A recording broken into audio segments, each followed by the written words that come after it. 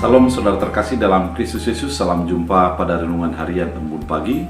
Hari ini kita akan menjalani aktivitas kita dari tuntunan firman Tuhan untuk menjadi orang yang berdamai dengan semua orang. Oleh karena itu, sebelum kita mendengarkan firman Tuhan, kita bersatu di dalam doa. Damai sejahtera Allah yang melampaui segala akal dan pikiran, itulah yang melihara hati dan pikiran dalam Kristus Yesus Tuhan. Amin. Saudara terkasih, firman Tuhan untuk kita dari Ibrani 12 ayat 14. Dalam bahasa Batak Angkola dikatakan, usahon hamu ma'a somar dame-dame hamu tusude halak, jana manggogo mahamu asohum di Tuhan ngolumunu. Harana sahalak pe nada adong natarbayan mida Tuhan, anggo indah songoni pardalanan ningoluna. Dalam bahasa Indonesia, berusahalah hidup damai dengan semua orang, dan kejarlah kekudusan, sebab tanpa kekudusan tidak seorang pun akan melihat Tuhan. Demikian firman Tuhan. Saudara terkasih di dalam Kristus Yesus, firman ini mau mengatakan agar berusaha hidup damai dengan sebuah orang. Ada ungkapan salom dalam bahasa Ibrani yang sering diungkapkan oleh orang-orang yang percaya kepada Kristus Yesus. Salom itu artinya adalah damai di dalam hati dan damai juga di dalam perbuatan. Bukan hanya sepihak, bukan hanya damai di hati, tapi juga harus kelihatan implementasinya di dalam kehidupan sehari-hari. Salom ini mengajak kita untuk menyadari bahwa dampak daripada damai itu harus menjadi totalitas. Kemudian firman Tuhan kali ini mau mengatakan untuk berdamai, berusaha untuk berdamai dengan semua orang. Kalau dikatakan berdamai dengan orang yang baik kepada kita, itu sangat gampang. Kalau dikatakan berdamai dengan orang yang mendukung kita, itu juga gampang. Namun bagaimana ketika berdamai dengan orang yang selalu mencari-cari kesalahan kita, yang iri, yang dengki, yang tukang cibir, dan yang selalu mengatakan hal-hal yang tidak baik kepada kita? Disinilah letak daripada firman Tuhan kali ini.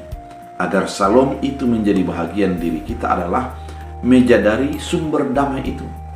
Sumber damai adalah Kristus Yesus, yang sesungguhnya kita adalah seteru Allah oleh karena dosa kita. Kita bermusuhan dengan Allah oleh karena segala pelanggaran dan perbuatan-perbuatan kita yang tidak berkenan. Namun Allah yang adalah sumber damai itu mengirimkan Kristus Yesus yang mendamaikan antara Allah yang kudus dengan kita yang penuh dengan dosa. Dia mengorbankan dirinya agar perdamaian itu terjadi. Tidak lagi perseteruan, tidak lagi menjadi permusuhan, namun menjadi satu di dalam Kristus Yesus. Artinya perdamaian itu kita bisa lakukan dengan menghayati perdamaian yang sudah diberikan Allah. Dia tidak memandang atas segala kesalahan kita, pemberontakan kita, kekurangan kita. Namun yang terpenting bagi Allah adalah bagaimana agar manusia itu menyadari Allah dan hidup dengan kehendak Allah. Saudara terkasih di dalam Kristus Yesus, firman ini mau mengajari kita agar kita berusaha berdamai. Artinya berusaha mengingat, menghayati, dan menghidupi atas perdamaian yang disampaikan oleh Kristus Yesus. Sehingga kita menjadi orang yang hidup di dalam damai sejahtera, yang menerima orang lain, menerima keadaan di sekitar kita, sehingga kita hidup di dalam damai itu.